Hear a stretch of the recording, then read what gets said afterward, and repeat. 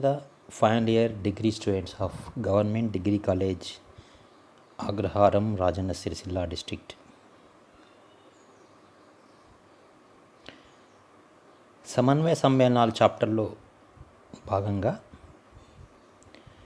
Paper 5 semester 5th students టీచింగ్కి unit 1 నందు chapter 1 నుండి 6th అవర్ టీచింగ్ ఈరోజు జరగనుంది. మీరంతా జాగ్రత్తగా విని సందేహ నివృత్తి కోసము కాంటాక్ట్ చేయగలరని, వాట్సాప్ ద్వారా కానీ ఫోన్ ద్వారా కానీ కాంటాక్ట్ చేయగలరని కోరుచు టాపిక్లోని ఎంటర్ అవుతున్నాను. ఈరోజు టాపిక్ సంస్థ సమ్మేళనాల సంఘటనము నిర్ణయించు పద్ధతులు మరియు సంస్థ సమ్మేళనాల యొక్క అనువర్తనాలు అనే అంశాలను మనం పరిశీలిద్దాం. ఇంతకుముందు తరగతుల్లో సిఎఫ్టి స్ఫటిక క్షేత్ర సిద్ధాంతము, దాని అనువర్తనాలు, తర్వాత స్థైర్య స్థిరాంకము, అయస్కాంత ధర్మాలు, రంగు ధర్మాలు, స్థిరత్వమును ప్రభావితం చేయు అంశాలు మున్నగు చాలా అంశాలను మనం నేర్చుకున్నాం. ఈరోజు క్లాస్లో ఏర్పడ్డ సంస్థ సమ్మేళనాలు ఏ ఫార్ములా కలిగి ఉన్నాయి అని ఏ విధంగా తెలుసుకోవచ్చు అనే అంశాన్ని తెలుసుకుంటాం. మీకు నిన్న మొన్నటి వరకు నేను ఏం చెప్పాను? ML6 అష్టముఖీయము లేదా ML4 సమతల చతురస్రము లేదా చతుర్ముఖీయము అని అనుకోవచ్చు. మరి ఎల్ విలువ 4 అనే విషయం మనకి ఎలా తెలుసు అనగా ఫార్ములాలో ML6 ఎలా రాస్తున్నాము, ML4 ఎలా రాస్తున్నాము అనే విషయాన్ని మనం ఎలా తెలుసుకోవచ్చు. అష్టముఖ్యం అంటే R1 రాస్తాం సరే, కానీ అష్టముఖ్యమా కాదా అనే విషయాన్ని మనం ఎలా తెలుసుకోవచ్చు, ఆ ఫార్ములాను ఎలా ఎక్స్ట్రాక్ట్ చేయొచ్చు అనే విషయాన్ని ఈరోజు మనం తెలుసుకుంటాము. ఈ విధంగా ఒక సమ్మేళనం యొక్క సంఘటన నిర్ణయించడానికి మనకు అనేక పద్ధతులు ఉన్నాయి. కానీ మనకు సిలబస్లో ఉన్నాయి 2 పద్ధతులు. అందులో ఒకటి జాబ్స్ నిరంతర పద్ధతి, జాబ్స్ నిరంతర చరశీల పద్ధతి. రెండవది మోల్ నిష్పత్తి పద్ధతి. మనం మొదటి పద్ధతి గురించి ముందు డిస్కస్ చేద్దాం. జాబ్స్ నిరంతర చరశీల పద్ధతి. ఈ పద్ధతిలో మనము ఒక స్పెక్ట్రోఫోటోమీటర్ను వాడుకుంటాం. స్పెక్ట్రోఫోటోమీటర్ అనే పరికరము దాని గుండా యూవీ విజిబుల్ దృగ్గోచర అతినోదిత కాంతిని ప్రసారం చేసినప్పుడు పదార్థం ఆ కాంతిని శోషించుకోగా మిగిలిన కాంతి తరంగాలన్నీ ప్రసారితమయ్యి ఒక వర్ణపటంగా నమోదు చేస్తాయి. ఆ శోషించుకున్న ప్రాంతాన్ని శోషణ పట్టి ఏర్పడుతుంది. శోషణ పట్టి ఏర్పడ్డ తరంగ దైర్ఘ్యం అనుసరించి ఆ తరంగ దైర్ఘ్యాన్ని మనం తీసుకుంటాం. ఏ స్పెక్ట్రోఫోటోమీటర్ ఏ తరంగ దైర్ఘ్యాన్ని శోషించుకుంటుందో చూసుకొని మనము దాని యొక్క శోషణ తీవ్రతను బట్టి ఏ సమ్మేళనం ఏ సంఘటన వద్ద అధిక శోషణ తీవ్రతను పొందిందో చూసుకొని మనము సమ్మేళనం యొక్క ఫార్ములాను కనుక్కుంటాం. అలాంటిది ఎలా చేస్తారన్న విషయాన్ని మనం ఇక్కడ పరిశీలిద్దాం. ఈ స్పెక్ట్రోమీటర్ పరికరంలో ఏం చేస్తాం మనం అంటే ధ్రువణ సాంద్రత, ఆప్టికల్ డెన్సిటీ అంటారు ఇంగ్లీష్లో. ధ్రువణ సాంద్రతను అంటే శోషణ యొక్క తీవ్రతను మనం రికార్డ్ చేస్తాం. ఇది వివిధ గాఢతలను ద్రావణాన్ని తయారు చేసుకొని ఆ తర్వాత ప్రతి గాఢత గల ద్రావణాన్ని ఈ స్పెక్ట్రోఫోటోమీటర్లో ఉంచి దాని గుండా కాంతి తరంగ దైర్ఘ్యం పంపించి శోషణ తీవ్రతను నమోదు చేసిన తీవ్రత ఆధారంగా మనము సంస్థ సమ్మేళనం యొక్క ఫార్ములాను నిర్ణయిస్తాం. ఇందులో కొన్ని దశలు ఉంటాయి. ఆ దశల్లో మొట్టమొదటి దశ. ఈ దశలో ఏం చేస్తామంటే లోహాయన గాఢత అంటే లోహ ద్రావణం గాఢత, ఉదాహరణకు 1m అనుకుందాం. తర్వాత లైగాన్ ద్రావణ గాఢత అది కూడా 1 ఎంఏ అనుకుందాం. ఇప్పుడు ఈ రెండింటిని ఏం చేయాలంటే మంచిగా వినండి, జాగ్రత్తగా వినండి. 1 m లోహాయన ద్రావణ గాఢత, 1 m లైగాన ద్రావణ గాఢత 2. ఇందులోకి వెళ్ళి మనము ఒక పరీక్షణాళిక లేదా ఒక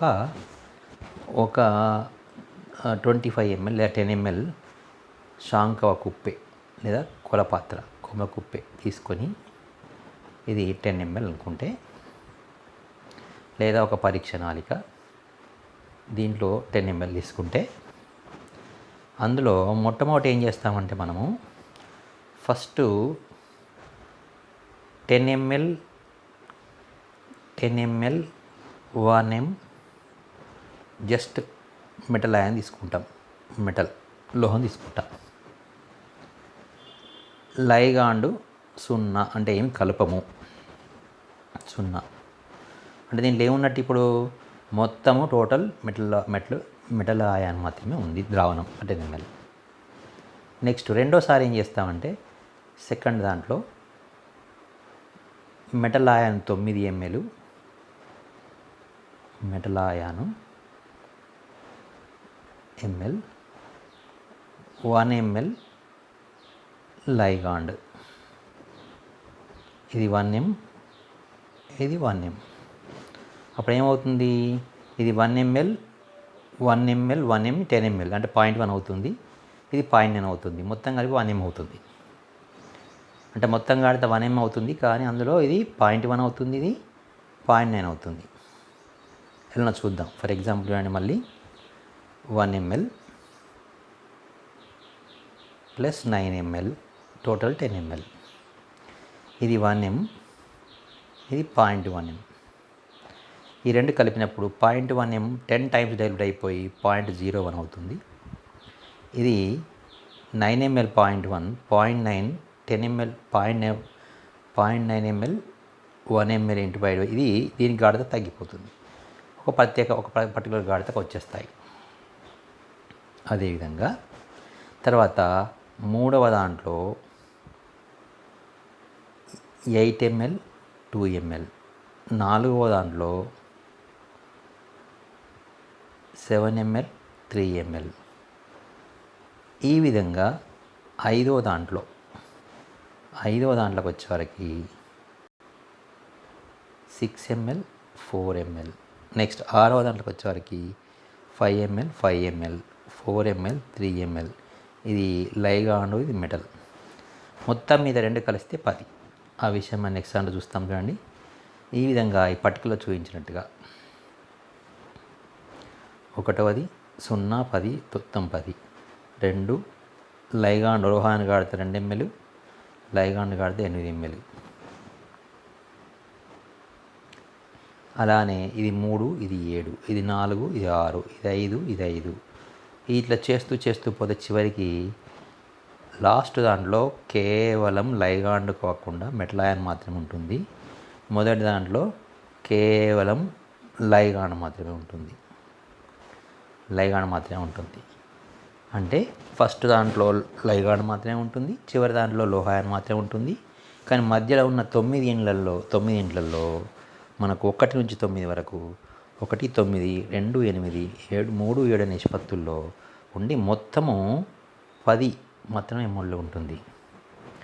దీంట్లోకి వెళ్ళి మనం లైగాండ్ గాఢతను కనుక్కుంటే, లోహాయన గాఢతను లైగాండ్ గాఢతను కనుక్కుంటే లోహాయన గాఢతను CM అంటాము, లైగాండ్ గాఢతను CL అంటాము. ఈ విధంగా మొత్తం గాఢతను CT లేదా C అని పేర్కొంటాం. ఇప్పుడు దాన్ని మనం CT టోటల్ గాఢత లేదా మొత్తం గాఢత = ఈ విధంగా రెండింటి యొక్క గాఢత మొత్తము జమ చేస్తే వచ్చేది మొత్తం గాఢత. పై ద్రావణాలను ఒక్కొక్కదాని తీసుకొని ఇప్పుడు ఏం చేయాలంటే, ఈ విధంగా ఏర్పడ్డ 11, మా దగ్గర 11 ఉన్నాయి. 11లో ఫస్ట్ దాంట్లో కేవలం లైగాండ్ మాత్రమే ఉంది, దీన్ని వాడకూడదు. చివరి దాంట్లో కేవలం లోహాయన్ మాత్రం, దీన్ని కూడా వాడకూడదు. ఎందుకంటే ఈ రెండింటిలో లోహ సంశ్లిష్టం ఏర్పడదు కావున దీని గుండా కాంతిని ప్రసారం చేసిన లోహ సంశ్లిష్టం లేదు కనుక ఎలాంటి శోషణం ఉండదు. అసలు ఈ రెండు శోషించుకునే కాంతి తరంగదైర్ఘ్యం మనం ఇక్కడ వాడకూడదు. కేవలం లైగాండు లేదా లోహ అయాను శోషించుకునే కాంతి తరంగదైర్ఘ్యాన్ని మనం ఈ ప్రయోగంలో అస్సలే వాడకూడదు. ఏం చేసుకోవాలి? కేవలం ఈ రెండింటి కలయిక వల్ల వచ్చిన సంశిష్ట సమ్మేళనం ఏదైతే ఉందో అది మాత్రమే శోషించుకునే తరంగదైర్ఘ్యాన్ని గరిష్టంగా శోషించుకునే స్థితిలో తరంగదైర్ఘ్యాన్ని మనం ఎన్నుకోవాలి. ఎన్నుకున్న తర్వాత నెక్స్ట్ ఏం చేస్తామంటే ఈ విధంగా ఎన్నుకున్న తర్వాత వాటి శోషణ తీవ్రతను స్పెక్ట్రోఫోటోమీటర్ ద్వారా మనం నిర్ణయించాలి. అంటే ఏం చేస్తాం మళ్ళీ ఒకసారి మనం చెప్పిందని మళ్ళీ ఒకసారి చెప్తాను. మొదట ఏం చేయాలి? లోహాయాను లైగాండ్ గాఢతలు XY అనే గాఢత గల లోహాయాను లైగాండ్ గాఢతలను 1:9, 2:8, 3:7 ఈ విధంగా ఒకటి తక్కువ ఒకటి ఎక్కువ మొత్తం మీద రెండింటి మొత్తము 10 ml ఉండే విధంగా తీసుకుని ఆ విధంగా 11 శంఖకుప్పలు కానీ 11 కొలకుప్పలు కానీ లేదా పరీక్ష నాళికల్లో జాగ్రత్తగా తూచి తీసుకోవాలి. మొట్టమొదటి దాంట్లో ఓన్లీ లోహమే ఉండొచ్చు లేదా లైగాండే ఉండవచ్చు. చివరి దాంట్లో లోహము లైగాండ్ ఏదో ఒకటే ఉంటుంది. ఫస్ట్ దాంట్లో లోహం ఉంటే చివరి దాంట్లో లైగాండ్ ఉంటుంది. లోహము లైగాండ్ ఉన్నప్పుడు కేవలం అవే ఉన్నప్పుడు అవి సంశిష్టాన్ని ఏర్పరచలేవు కనుక వాటిని మనం పక్కకు పెట్టేసుకొని రెండు కలిసినప్పుడు మనకు ఒక సమ్మేళనం ఏర్పడుతుంది. ఆ సమ్మేళనం ఏర్పడ్డట్టుగా మనకు ఎలా తెలుస్తుంది అనే విషయాన్ని మనం ఇంతకుముందు జరిగిన క్లాసులో చెప్పుకున్నాము. అవి రెండు కలిపినప్పుడు నీలి రంగు రావచ్చు లేదా ఏదో ఒక రంగు రావచ్చు. ఉదాహరణకు కాపర్ +2 అయాన్లు నీటిలో కరిగించి ఉన్నప్పుడు ఇది లోహ అయాన్ గాఢత. దీనికి రంగు ఏముంటుంది? నీలి రంగు ఉంటుంది. దానికి మనం అమ్మోనియా కలిపామనుకుందాం లేదా క్లోరైడ్ Cl- లైగాండ్ కలిపామనుకుందాం. Cl- లైగాండ్ కలపగానే ద్రావణంలో ఆకుపచ్చ రంగు వస్తుంది. అంటే ప్యూర్ లైగాండ్ Cl- కలర్ ఉండదు. అదేవిధంగా ప్యూర్ మెటల్ అయాన్ యొక్క నీలి రంగు కలిగి ఉంటుంది. అంటే నీలి రంగును శోషించుకునే కాంతి అనేది వాడకూడదు. కాంతిరహితమైన క్లోరైడ్ శోషించుకునే కాంతి అనేది వాడకూడదు. ఏం చేయాలి? ఈ రెండు కలిపితే వచ్చే సమ్మేళనము లేత ఆకుపచ్చగా ఉండే అవకాశం ఉంటుంది. అంటే ఆకుపచ్చ రంగు ఉన్న ద్రావణాన్ని ఏ తరంగదైర్ఘ్యం అయితే బాగా శోషించుకుంటుందో ఆ తరంగదైర్ఘ్యం ఎన్నుకొని మొట్టమొదట QIT1 ఫస్ట్ శాంపుల్ తీసుకొని అందులో 1:9 ఉంటుంది. దాన్ని స్పెక్ట్రోఫోటోలో పెట్టి దానికి ఉన్న కాంతిని ప్రసారితం చెందించి దాని యొక్క శోషణ తీవ్రతను లెక్కించాలి. నెక్స్ట్ రెండవది, నెక్స్ట్ మూడవది, నెక్స్ట్ నాలుగవది, ఈ విధంగా అన్ని 9 నుంచి 10 పరీక్ష నాళికలో ఉన్న దానిన్నింటినీ ఈ విధంగా శోషణ తీవ్రతను లెక్కించినప్పుడు ఏదో ఒక గాఢత వద్ద అవి గరిష్ట శోషణ సాంద్రతను కలిగి ఉంటాయి. దీన్ని ఆప్టికల్ డెన్సిటీ అంటాము, ధ్రువణ సాంద్రత కూడా అంటాము. ఏదో ఒక చోట ఉంటుంది. అంటే ఎక్కడైతే బాగా ఎక్కువ శోషించుకుంటుందో అంటే అక్కడ ఎక్కువైతే రంగు ఎక్కువ ఉంటుందో అక్కడనే అత్యధిక మొత్తంలో లైగాండుకును లోహాయానికి మధ్య సంబంధం ఏర్పడి అక్కడ ఫార్ములా ఏర్పడే అవకాశం ఉంటుంది. దాన్ని ఈ దశలో చూడండి. ఈ దశలో ఏం చేశాము? అలా మనం అన్నిటినీ ప్రయోగపూర్వకంగా రికార్డ్ చేసిన తర్వాత శోషణ సాంద్రతను లేదా ధ్రువణ సాంద్రతను, శోషణ తీక్షణతను y-అక్షం పైన లైగాండ్ యొక్క మూల భాగాన్ని ఎలా వచ్చింది? లైగాండ్ గాఢత బై మొత్తం గాఢత 10. ఫర్ ఎగ్జాంపుల్ మూడవ పరీక్ష నాళికలో లైగాండ్ గాఢత 8, లోహాయన గాఢత 2, మొత్తం 10. అంటే ఇక లైగాండ్ యొక్క మూల భాగం ఎంత? 8/10, 0.8. చిట్ట చివరి అంటే 10వ దాంట్లో 9 లోహాయాను 1 లైగాండ్ కనుక ఇక్కడ 0.1 మొత్తం 10, 0.1 అంటే 0.1 నుంచి 1 వరకు మనకు లైగాండ్ గాఢత ఉంటుంది. చివరి దాంట్లో ఫస్ట్ దాంట్లో కేవలం లైగాండ్ మాత్రమే ఉంటుంది కనుక దీని యొక్క లైగాండ్ ఏమాత్రము లోహం లేదు కనుక లైగాండ్ యొక్క గాఢత బై లైగాండ్ యొక్క గాఢత మొత్తం గాఢత సేమ్ ఉంటుంది కనుక 1 వస్తుంది. ఈ విధంగా మూల భాగాన్ని x-అక్షం మీద తీసుకొని మనము గ్రాఫ్ గీస్తే ఆ గ్రాఫ్ ఇట్లా ఈ విధంగా పారాబోలా రూపంలో వస్తుంది. ఆ గ్రాఫ్ ఈ విధంగా వస్తుంది. ఇలా ఎక్స్ట్రాప్లేట్ చేసినట్టయితే అవి రెండు ఒక్కటి ఖండించుకుంటాయి. ఇలా ఖండించుకున్న ప్రాంతంలో ఏ గాఢత వద్దనైతే ఈ ఎక్కువ మొత్తంలో శోషించుకుంటుందో దాన్ని నుండి మనము ఎన్ విలువని లెక్కిస్తాం. అనగా ఎంఎల్ఎన్లో ఎన్ విలువ 5, 6, 4 అనే విషయాన్ని లెక్కించడం జరుగుతుంది. దాన్ని కింది విషయంలో చూపించడం జరిగింది. చూడండి, ఇక్కడ సంస్థ సమ్మేళన ఫార్ములా ఎంఎల్ అనుకున్నట్టయితే ఎన్ విలువ ఏమవుతుంది? CL/CM అవుతుంది. అంటే లైగాండ్ల కాంత 6 ఎంతలు ఉన్నప్పుడు CM గాడు తొక్కింతున్నప్పుడు 6/1 కనుక ఎన్ విలువ 6 అవుతుంది. అలా కాకుండా CL అనేది 0.8 ఉండి CM అనేది 0.2 ఉంది అనుకుంది మౌలు భాగం. అంటే 0.8 + 0.2 ఏమవుతుంది? టోటల్ 1 అవుతుంది. అంటే 0.8/0.2 అంటే అనమాట 4. ఆ విధంగా 0.1/0.9 అంటే 9. 0.9/0.1 అంటే ఆ విధంగా 0.8/0.2 అంటే ఇది. ఈ విధంగా ఏదో ఒక గాడిద వద్ద మనకు అవి నిష్పత్తిలో మనకు ఎన్ విలువ లభించే అవకాశం ఉంటుంది. దాన్ని మనం ఈ విధంగా చూసుకోండి ఒకసారి. ఈ క్యాలిక్యులేషన్ చూసుకోండి ఒకసారి.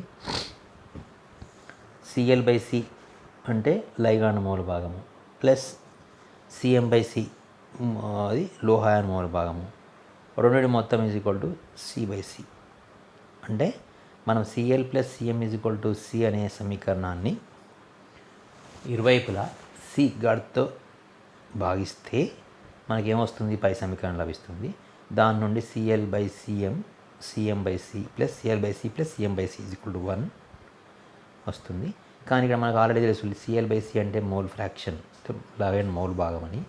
దానిలో ప్రతిక్షేపిస్తే మనకు CM/C 1 - XL వస్తుంది. 1 - XL M XM అనగా లోహాయన మౌల్ భాగం అవుతుంది. దాన్ని 5, 6 అని ఏంటన్నమాట? లైగాండ్ మౌల్ భాగ సమీకరణము. 6 అంటే లోహాయన మౌల్ భాగ సమీకరణము. ఈ రెండింటిని మనం ఒకదాని మీద ఒకటి డివైడ్ చేస్తే వచ్చేది N CL/C CL/CM. అవి కొట్టివేయడం జరుగుతుంది చూడండి. ఇక్కడ కొట్టివేయడం జరుగుతుంది చూడండి. ఇది లైగాండ్ మౌల్ భాగము డివైడ్ బై లోహాయన మౌల్ భాగము. అంటే ఎట్లా ఇది వేయడం ఎలా? CL/C into CM into CC cancel అవుతుంది. CC క్యాన్సిల్ అవుతుంది. We're going to get this equation CL/CM. CL/CM CL/CM ఏమవుతుంది? XL/1 - XL అవుతుంది. ఫలితంగా మనకు మౌలు భాగం లభిస్తుంది. ఒకసారి చూసుకోండి. N XL/1 - XL.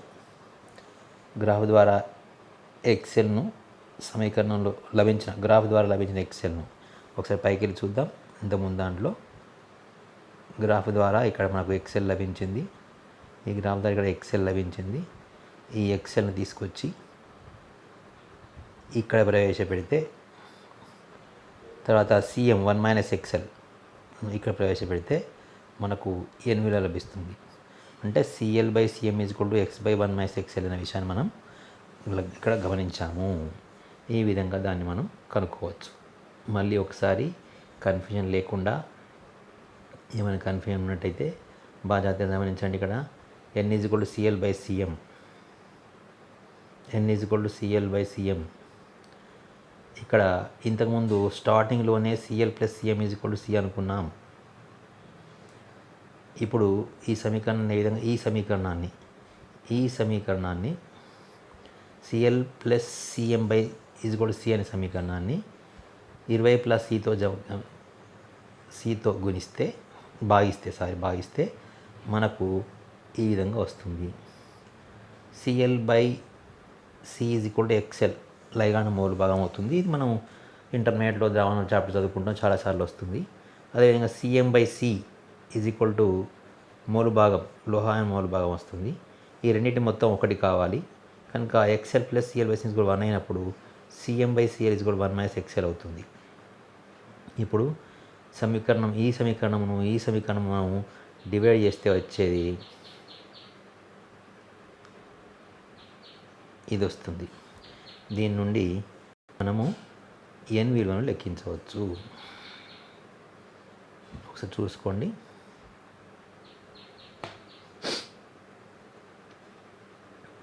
Next, job సిద్ధాంతం యొక్క అవధులు.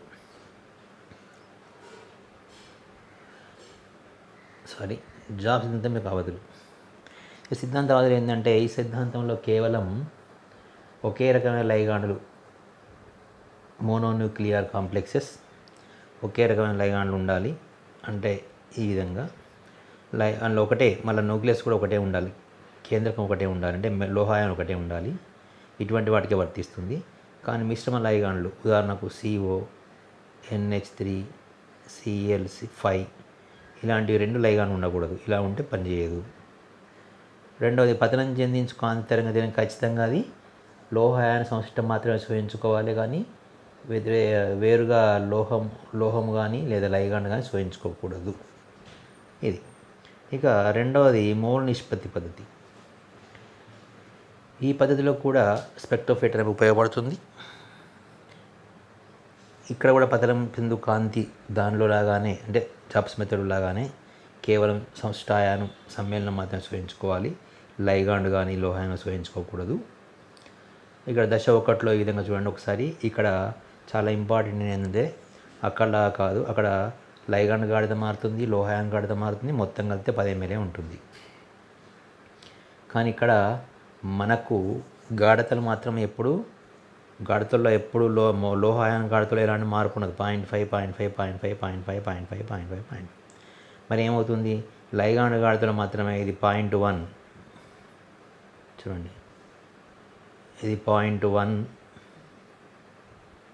0.2, 0.3, 0.4, 0.5, 0.6 ఈ విధంగా మారుతూ వెళ్తుంది. ఇలా మారుతూ వెళ్ళినప్పుడు ఏమవుతుంది, లైగాండ్ యొక్క మోల్ల సంఖ్య మారుతుంది. ఇక్కడ 0.65, 0.7 ఉంది. నెక్స్ట్ ఏమవుతుంది, 0.7/0.3 అవుతుంది. అంటే ఈ విధంగా లైగాండ్ మోల్ భాగము ఇది ఏం చేయాలి, ఇక్కడ Cl/C అంటే ఫస్ట్ ఏంటన్నమాట, Cl గాఢత అనేది ఎప్పుడు స్థిరంగా ఉంటుంది. బాగా చదివానండి. Cl గాఢత లోహాయాన గాఢత ఎప్పుడు స్థిరంగా ఉంటుంది, కేవలం లైగాండ్ గాఢత మాత్రమే మారుతుంది. బాగా గమనించండి. అంటే ఫస్ట్ తీసుకున్న దాంట్లో 0.5 ml ఇది ఉంటుంది, 0.1 ml ఇది ఉంటుంది, సెకండ్ ఉంటుంది. నెక్స్ట్ 0.5కి 0.2 అవుతుంది. అంటే ఇక్కడ మన గాఢతలు మాత్రమే మారుతున్నాయి.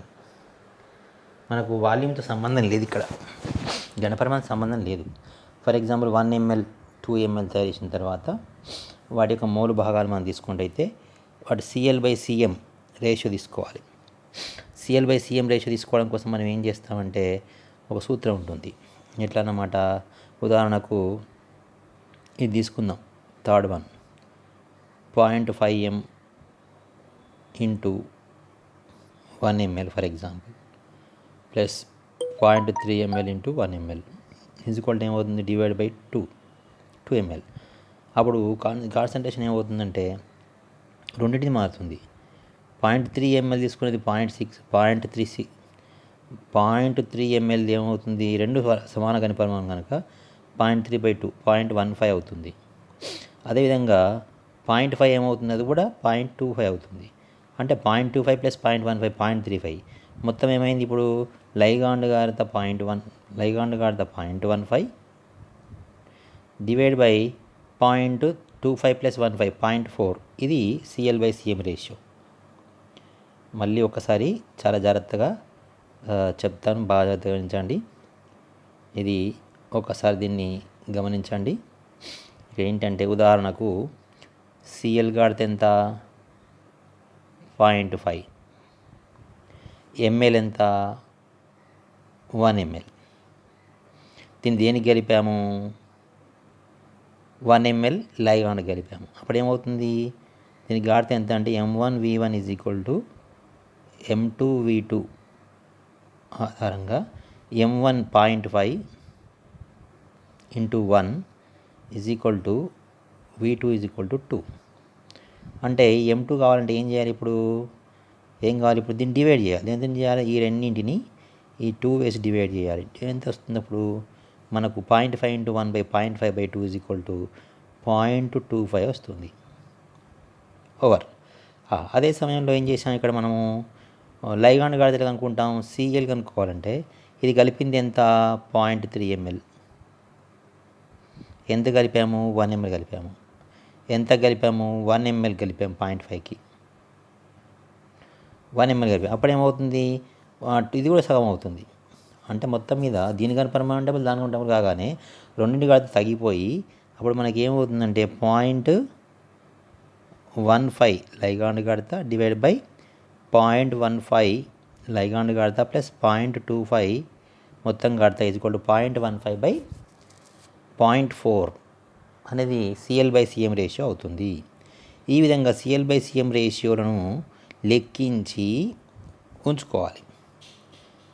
అంటే ఈ విధంగా ఫస్ట్ గాఢతలు తీసుకోవాలి, ఈ విధంగా తీసుకోవాలి, అది ఈ విధంగా తీసుకోవాలి. వీటి యొక్క CL/CM రేషియోలను కనుక్కోవాలి. కనుక్కున్న తర్వాత ఒక్కొక్క ద్రావణాన్ని చేసిన ద్రావణాన్ని స్పెక్ట్రోఫోటోమీటర్లో ఉంచి దాని గుండా లాంబ్డాను పంపించి శోషిత కాంతి తీవ్రతను లెక్కించాలి. దాన్ని రికార్డ్ చేసుకోవాలి. తర్వాత రెండవది, తర్వాత మూడవది, తర్వాత నాలుగవది, తర్వాత ఐదవది, ఆరవది, ఏడవది, ఇట్లా ఒక 10-15 తీసుకొని చేసిన తర్వాత వాటిని ఒక గ్రాఫ్ గీయాలి. ఏ గ్రాఫ్ చూడండి, ఇక్కడ X అక్షం మీద ఒకటి, Y అక్షం మీద శోషణ తీవ్రత ఇంతకుముందు జాబ్స్ పద్ధతిలాగా, ఇటువైపు ఏమో CL/CM రేషియో తీసుకోవాలి. అంటే ఈ గాఢత వద్ద శోషణ తీవ్రత ఎంత, ఈ గాఢత వద్ద శోషణ తీవ్రత ఎంత, ఈ గాఢత వద్ద శోషణ తీవ్రత ఎంత, ఆ విధంగా ఈ గాఢత వద్ద ఎంత ఎంత ఎంత అని లెక్కించిన తర్వాత మనకు పైన చూపెట్టిన ఒక వక్రరేఖ ఈ విధంగా ఏర్పడుతుంది. అప్పుడు దీన్ని రెండింటిని ఇలా కలిపితే ఒక పాయింట్ వస్తుంది. ఆ పాయింట్ దగ్గర ఇట్లా చూస్తూ ఉంటే ఇది ఏ పాయింట్ దగ్గర ఖండిస్తుందో, ఇక్కడ ఖండించింది, దాని విలువ n అవుతుంది. అట్లా n కాగానే ఖచ్చితంగా n విలువను తీసుకొని మనం దశమూడులో ఇక్కడ చూపెట్టిన CL/CM n అవుతుంది. n అనేది సంశిష్టం యొక్క ఫార్ములాగా అవుతుంది కనుక అప్పుడు ml ఎందుకు గమనించవచ్చు. ఈ రెండు పద్ధతుల్లోనూ కూడా కామన్ ఏంటి అనేది గమనించండి. రెండు పద్ధతుల్లో కామన్ ఏంటి అంటే రెండింటిలో కూడా సంశిష్ట అయాను గుండా దృశ్య కాంతిని పంపించాల్సి ఉంటుంది, లేదా UV కాంతిని పంపించాల్సి ఉంటుంది. శోషణ తీవ్రతను లెక్కించాల్సి ఉంటుంది. ఆ పంపించే తరంగదైర్ఘ్యం ఖచ్చితంగా లోహ అయాన్ శోషించుకోకూడదు, లైగాండ్ శోషించుకోకూడదు. కానీ ఆ రెండింటి వల్ల ఏర్పడ్డ సమ్మేళనం మాత్రమే శోషించుకోవాలి. అయితే మొదటి పద్ధతికి రెండో పద్ధతి తేడా ఏంటంటే అక్కడనేమో నిరంతర చలశీల పద్ధతి, గాఢతల్లో మార్పు అంటే ఘనపరిమాణాల్లో మార్పు, ఘనపరిమాణం మొత్తం సేమ్ ఉంటుంది కానీ అందులో లైగాండ్ యొక్క గాఢత మరియు లోహాయన గాఢతలో మార్పులు ఉంటాయి. క్రమక్రమంగా లోహాయన గాఢత పెరిగితే లైగాండ్ గాఢత తగ్గుతుంది, మొత్తం ఘనపరిమాణం ఒకే విధంగా ఉంటుంది. కానీ రెండవ పద్ధతిలో ఏంటన్నమాట, ఇక్కడ మోల్ల పద్ధతి, మోల్ రేషియో పద్ధతి అన్నాం, మోల్ నిష్పత్తి పద్ధతి. అంటే ఇక్కడ లోహాయాన్ యొక్క మోళ్ళు ఎప్పుడు సేమ్ ఉంటాయి, కానీ దాంట్లో కలిపిన లైగాండ్ యొక్క మోల్ మాత్రం మారుతూ ఉంటుంది. ఇలా మారినప్పుడు ఆ రెండింటి కలయికలో విలీనియమం ప్రకారం విలీనియం V1M1 M2V2 M1V1 M2V2 అనే సూత్రం ప్రకారం పరిశీలించినప్పుడు రెండింటి గాఢతల్లో మార్పులు ఏర్పడతాయి. కలిపిన ఘన పరిమాణాన్ని బట్టి గాఢతలను బట్టి మారుతాయి. అప్పుడు CL/CM లెక్కించి ఒక పక్కన పెట్టుకోవాలి.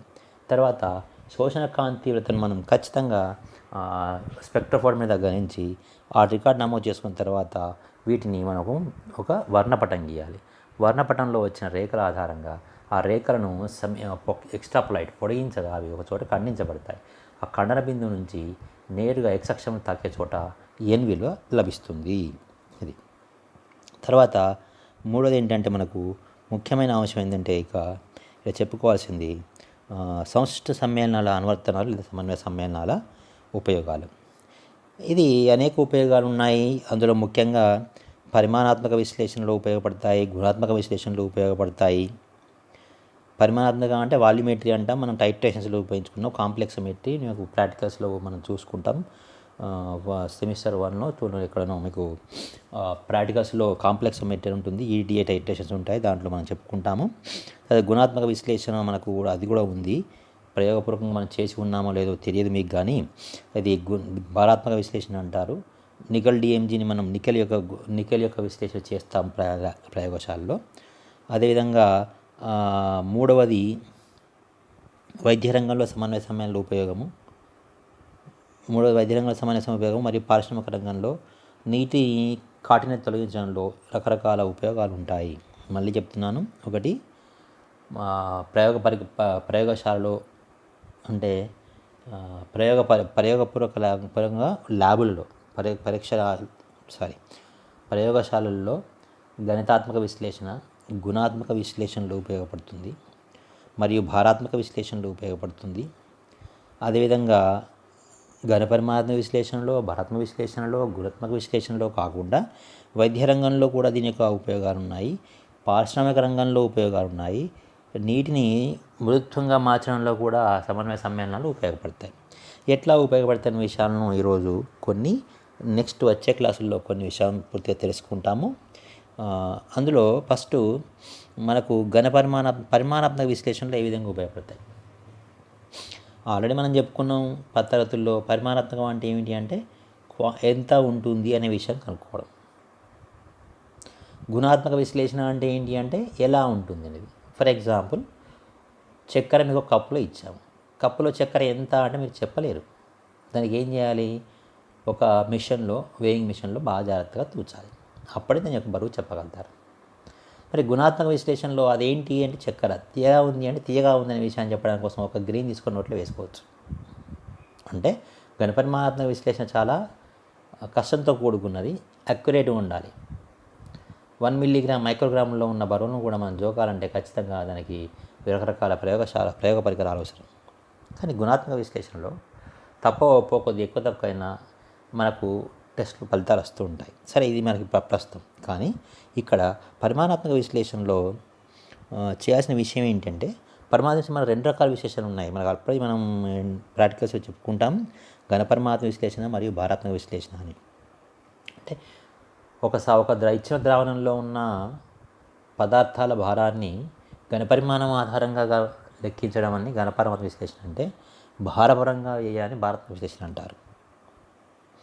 ఈ ఘనపరిమాత్మక విశ్లేషణ ముందు చర్చించుకుందాం. దీంట్లోకి వచ్చేసరికి కాంప్లెక్సోమెట్రిక్ అంశమాపనాలు, ఇది మీకు తెలుసు ఆల్రెడీ.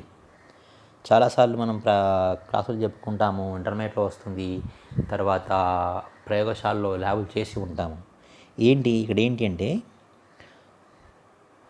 ఒక ద్రావణం ఉంది. ఉదాహరణకు కాల్షియం, మెగ్నీషియం ద్రావణం ఉందనుకుందాం, లేదంటే జింక్ ద్రావణం ఉందనుకుందాం. మీకు ఒక షాంకా కుప్పలో కానీ ఒక బీకర్లో కానీ జింక్ సల్ఫేట్ ద్రావణం ఇచ్చి ఇలా జింక్ ఎంతో చెప్పండి అని అడిగారు అనుకోండి. నికెల్ సల్ఫేట్ ద్రావణం ఇచ్చి నికెల్ ఎంతో చెప్పమని అనుకోండి.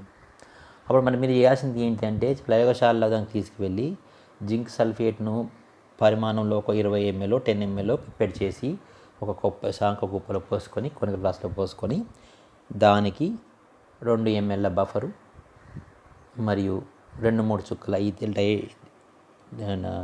యూరియోక్రోమ్ బ్లాక్ టీ ఇండికేటర్ వేసి pHను 10 మెయింటైన్ చేస్తూ బ్యూరెట్ నుండి డైసోడియం EDA ద్రావణాన్ని చుక్కలుగా కలుపుతూ ఎరుపు రంగు నుండి వైన్ రెడ్ నుండి నీలిరంగు వచ్చేంత వరకు అవశాపనం చేసి, అంతిమ స్థానం రాగానే బ్యూరెట్ రీడింగ్ నమోదు చేసుకొని, బ్యూరెట్ రీడింగ్ ఆధారంగా M1V1/N1 = M2V2/N2 సూత్రంలో ప్రవేశపెట్టి ఇక్కడ M2 అనుకుంటారు. M2 అంటే మనకు ఈ ఇచ్చిన ద్రావణంలో జింక్ +2 గాఢత. మరి అప్పటికే EDA యొక్క గాఢత మనకు తెలిసి ఉంటుంది కనుక, తెలిసిన దాన్ని మనం స్టాండర్డ్ సొల్యూషన్ అంటాము. EDA స్టాండర్డ్ సొల్యూషన్ తయారు చేసుకుని ఉంటాము. దీన్ని ఉపయోగించి మనం ఏం చేస్తామంటే, అప్పుడు జింక్ ఎంత ఉందో కనుక్కుంటాం. ఇక్కడ ఇలా కనుక్కునే పద్ధతిని ఏమంటారంటే కాంప్లెక్సోమెట్రిక్ టైట్రేషన్లు అంటారు. ఇక్కడ యూరియోక్రోమ్ బ్లాక్ టీ అనేది ఇండికేటరు, లేదా కొన్నింటికి ఫాస్ట్ సల్ఫోన్ బ్లాక్ వేఫర్ కూడా వాడతాము. ఇక్కడ pH అనేది చాలా ముఖ్యమైనది. pH 10 వద్ద కొన్ని సంశిష్టనాలు, ఉదాహరణకు కాల్షియం, జింక్, మెగ్నీషియం సంశిష్టాలు ఏర్పడ్డాయి స్థిరంగా ఉంటాయి. EDAతో ఏర్పడ్డ సంశిష్టాలు స్థిరంగా ఉంటాయి. కొన్నిటికి pH 4-5 అవసరం ఉంటుంది, కొన్నిటికి 3-4 అవసరం ఉంటుంది. pHని బట్టి మనం బఫర్ను వాడాలి. ఇక్కడ కాల్షియం, మెగ్నీషియం, జింక్ వంటి వాటికి మనం pH 10 వాడతాము. pH 10 వాడాలంటే అమ్మోనియా మరియు అమ్మోనియం హైడ్రాక్సైడ్ బేసిక్ బఫర్ వాడతాము. సో ఇవన్నీ మనం ఆల్రెడీ చెప్పుకునే కనుక మన రిపీటేషన్ అవుతుంది. ఇప్పుడు ఇక్కడ బాగా జాగ్రత్తగా గమనించండి. ఇక్కడ మనకి ఏం జరుగుతుందంటే, ఈ సంసిస్టం ఏర్పడుతుంది. ఎలా ఏర్పడుతుంది అంటే, Mn+కి EDTA కలిపినప్పుడు మనకు ఈ సంసిస్టం ఏర్పడుతుంది. ఆ సంసిస్టం ఎట్లా ఉంటుంది అంటే, ఆక్టాహెడ్రల్ మీకు అందరికీ తెలుసు. M అని ఇలా ఉంటుంది. ఇది అష్టముఖి నిర్మాణ విధంగా ఉన్నట్టయితే, ఇక్కడ నైట్రోజను ఇథిలిన్ డయామైన్ CH2 ఇవి COOH2COOలు ఈ విధంగా ఒకటికొకటి ఇట్లా బంధించబడి ఉంటాయి. ఇది ఆక్టోపస్ చేతులు పట్టుకున్నట్టుగా మొత్తము 6 భుజాలను ఈ ఇథిలిన్ డయామండ్లో ఉన్న 6 లైగాండ్లు పట్టుకొని ఉంటాయి. దీన్ని కీలేషన్ వలయీకరణం అంటాము. ఈ వలయీకరణంలో సంశిష్ట అయాను మరి లోహాయాను సౌష్టంగా మారి బంధించబడుతుంది. అప్పుడు ద్రావణం తొలగిపోతుంది. తొలగిపోగానే మొత్తం మెట్ల లోహాయాలు తొలగిపోగానే వెంటనే ఇథిలిన్ యూబీటీ ఇండికేటర్ రంగును మార్చుకుంటుంది. అంతిమ స్థానాన్ని తెలియజేస్తుంది. అంతిమ స్థానం తెలిసిన వెంటనే మనము అక్కడ టైట్రేషన్ ఆపుతాము. తర్వాత క్యాలిక్యులేషన్ చేసిన తర్వాత మనకు లోహాయాన్ యొక్క గాఢతను తెలుసుకుంటాం. ఇది ఈ విధంగా అదేవిధంగా మనము అనేక లోహాయాన్ డీ బ్లాక్ పరివర్తన లోహాయాన్ని ఈ విధంగా లెక్కించవచ్చు. తర్వాత భారాత్మక విశ్లేషణ అంటే భారం ద్వారా భారం ఎంత ఉందనే విషయాన్ని గమనించడం ద్వారా చెప్పొచ్చు. ఈ విశ్లేషణలో ఒకనొక లోహాయాను ద్రావణానికి ఏదో ఒక లోహాయాను, ఫర్ ఎగ్జాంపుల్ నికెల్ +2 అనుకుందాం. అది నికెల్ సల్ఫేట్ ద్రావణం అనుకుందాం. నికెల్ సల్ఫేట్ ద్రావణం యొక్క లేత ఆకుపచ్చ రంగు కలిగి ఉంటుంది. దీనికి వలయీకరణం చెందించడానికి 1% డైమిథైల్ గ్లైకాన్ 1% ఆల్కహాల్లో కరిగించి ఉన్న ఇథనాల్లో కానీ మిథనాల్లో కరిగించి ఉన్న డైమిథైల్ గ్లైకాన్ అనే లైగాండ్ కలిపినప్పుడు వెంటనే మనకు అవి ఎరుపు రంగు అవక్షేపం ఏర్పడుతుంది. అంటే ఈ ఉదాహరణలో ఎరుపు రంగు అవక్షేపం ఏర్పడుతుంది. అల్యూమినియంలో ఎయిటైడ్రాక్సిక్వినోన్ కలిపినప్పుడు తెలుపు రంగు అవక్షేపం ఏర్పడుతుంది. అంటే రకరకాల అయాన్లు రకరకాల లైగాండ్లతో వివిధ ప్రత్యేకమైన లైగాండ్లతో అవి అవక్షేపాన్ని ఏర్పరుస్తాయి. మనము అల్యూమినియం తీసుకుంటే ఎయిటైడ్రాక్సిక్వినోలిన్ అనే ఆక్సిన్ అనే ఒక లైగాండ్ తీసుకుంటాము. ఒకవేళ నికెల్ అయినట్టయితే డైమిథైల్ గ్లైకాన్ తీసుకున్న తర్వాత ఏ అవక్షేపం ఏర్పడుతుంది, ఎరుపో తెలుపో ఏదో ఒక అవక్షేపం ఏర్పడుతుంది. వీటిని మనం చక్కని అంటే అతి సూక్ష్మ రంధ్రాలు కలిగిన గ్లాస్ సెంటర్డ్ క్రూసిబుల్ అనే ఒక క్రూసిబుల్ ద్వారా ఒక చిన్న సిలికా పాత్ర ద్వారా దీన్ని వడబోస్తాం. వడబోసిన తర్వాత ఏర్పడ్డ అవక్షేపాన్ని హాట్ ఎయిర్ ఓవెన్లో 100 డిగ్రీలు లేదా సరిపోయిన డిగ్రీల ఉష్ణోగ్రత వద్ద కొద్దిసేపు వేడి చేస్తాం. అందులో ఉన్న తేమ అంతా వెళ్ళిపోయిన తర్వాత కేవలం సమ్మేళనం మాత్రం మిగిలినప్పుడు ఆ సమ్మేళనాన్ని మంచి డోనార్ బ్యాలెన్స్ లేదా ఎలక్ట్రానిక్ బ్యాలెన్స్ అతి సూక్ష్మ మైక్రోగ్రాముల్లో మిల్లీగ్రాముల్లో పదార్థాన్ని కూడా తూచే ఒక మంచి అక్యురేట్ మిషన్తో వేసేస్తాం. అప్పుడు వేసిన తర్వాత ఇంత సమ్మేళనంలో ఇంత లోహాయం ఉండాలనుకుంటే మనం వేసేసిన సమ్మేళనంలో ఎంత ఉంటుందనే విషయాన్ని లెక్కించడం ద్వారా అనుకుంటాం. ఉదాహరణకు మనం నికెల్ కాంపౌండ్ గురించి చూద్దాం. ఇక్కడ ఏం చేయాలి చూడండి, చదవండి బాగా. ఉదాహరణకు తెలిసిన పరిమాణం గల ఒక 20 ml నికెల్ +2 ద్రావణాన్ని మెల్లగా దానికి 1% ఆల్కహాలిక్ చుక్కలు కలుపుతున్నప్పుడు ఎరుపు రంగు అవక్షేపం ఏర్పడుతూ ఉంటుంది. ఎరుపు రంగు అవక్షేపం ఏర్పడిన తర్వాత ఏర్పడడం ఆగిపోయిందని నిర్ధారించిన తర్వాత మనం దీన్ని స్వెటర్ క్రూసిబుల్లో ఫిల్టర్ చేసినప్పుడు ఎరుపు రంగు అవక్షేపం క్రూసిబుల్ మీద ఆగుతుంది. అయితే దీంట్లో అనేక మలినాలు ఉంటాయనుకొని దీన్ని 2-3 సార్లు వాష్ చేసి క్రూసిబుల్లోనే ఫిల్టరేషన్ కావించిన తర్వాత దీన్ని హాట్ ఎయిర్ ఓవెన్లో ఒక 100 డిగ్రీ సెంటిగ్రేడ్ల వద్ద ఒక 2-3 గంటల పాటు ఉంచినప్పుడు అందులో ఉన్న నీటి ఆవిర్లు వొలటైల్ ఇంప్యూరిటీస్ అంటే బాష్పశిలి మలినాలు ఎగిరిపోయిన తర్వాత కేవలం కాంపౌండ్ మాత్రమే మిగులుతుంది. ఈ కాంపౌండ్ తూచాలంటే దీన్ని చేసే ముందే ఆ వడబోయడానికి ఉపయోగించిన క్రూసిబుల్ను మనం జాగ్రత్తగా వేచి దాని బరువును చూసి నోట్ చేసి పెట్టుకోవాలి. తర్వాత అది W1 అనుకుందాము. ఇప్పుడు పదార్థ భారంతో కలిసిగా క్రూసిబుల్ వెయిట్ని W2 అనుకుంటే W2 - W1 పదార్థ భారం అవుతుంది. దాన్ని X గ్రామ్స్ అనుకుందాం. X గ్రామ్స్ అనుకున్నప్పుడు మనం ఏం చేస్తామంటే ఉదాహరణకు నికెల్ DMG ఏర్పడింది. నికెల్ DMG భారం సాధారణంగా 290 గ్రాములు అనుపారం. అంటే 290 గ్రాములు ఒక మోల్లో 58.7 గ్రాములు అనగా ఒక మోల్ నికెల్ దాగి ఉన్నట్టయితే బంధించబడి ఉన్నట్టయితే మనకు ఇప్పుడు లభించిన X గ్రాములో ఎంత ఉంటుంది అనే విషయాన్ని క్రాస్ మల్టిప్లికేషన్ ద్వారా అనుకుంటాము. అంటే ఏంటన్నమాట, ఒక మోలు నికెల్ DMGకి 290 గ్రామ్స్కి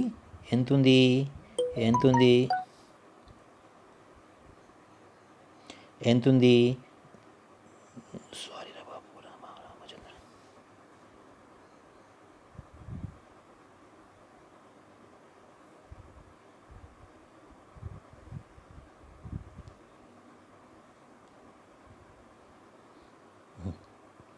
జాగ్రత్త అండి. ఒక మోలు అంటే 290కి ఎంత ఉంది ఇక్కడ? 58 గ్రాములు ఉండాలి. 7. మరి మనం 290లో ఎంత ఉండాలనుకున్నప్పుడు మన దగ్గర ఎక్స్ గ్రాములు ఉంది కదా, ఎక్స్ గ్రాములో ఎంత ఉండాలి అనేది కనుక్కోవాలి క్రాస్ మల్టిప్లికేషన్ ద్వారా. కనుక్కుంటే వస్తుంది. ఈ విధంగా వచ్చిన భారాన్ని నికెల్ భారాన్ని లెక్కించవచ్చు. నికెల్ భారాన్ని ఈ విధంగా లెక్కించవచ్చు. దీన్ని అంటే ఇప్పుడు మనం ఏం చెప్పుకున్నాము మొత్తం మీద ఈరోజు క్లాసులో ఏం చెప్పుకున్నాము?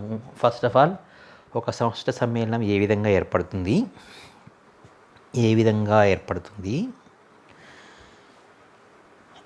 ఏర్పడ్డాని తర్వాత ఏదో విధంగా ఏర్పడింది అనుకుందాం. ఏర్పడిన తర్వాత దాని ఫార్ములా ఎంత అనేది ఏ విధంగా తెలుసుకోవాలి? ఎమ్మెల్యే అంటే 8లో 4, 5, 3, 2 అనే విషయం తెలుసుకోవాలంటే ఏం చేయాలి? దానికి 2 పద్ధతులు ఉన్నాయి. జాబ్స్ నిరంతర చలశీల పద్ధతి ఒకటి, మోల్ రేషియో పద్ధతి ఒకటి ఉంటుంది. దాంట్లో ఏది చేయాలనే విషయం చెప్పుకున్నాము. తర్వాత అప్లికేషన్స్, అనువర్తనాలు. అనేక అనువర్తనాలు మనం టైట్రేషన్స్ అంటే పరిమాణాత్మక విశ్లేషణలు వాడుకున్నాము. అందులో ఘనపరిమాణాత్మక మరియు భారాత్మక విశ్లేషణలో ఏ విధంగా చేసుకుంటాం అనుకున్నాం. ఒకటి కాంప్లెక్స్ టైట్రేషన్స్ ఏ విధంగా జరుగుతాయి, ఇంకోటి గ్రావిమెట్రిక్లో నికెల్ ఏ విధంగా ఎస్టిమేట్ చేస్తారనే విషయాన్ని రెండు తెలుసుకున్నాము. మిగతా అనువర్తనాలను మనము నెక్స్ట్ క్లాస్లో తెలుసుకుంటాము. అంతవరకు బాయ్, చదువుకోండి బాగా జాగ్రత్తగా. డౌట్స్ ఉంటే అడగండి. Good bye, all the best.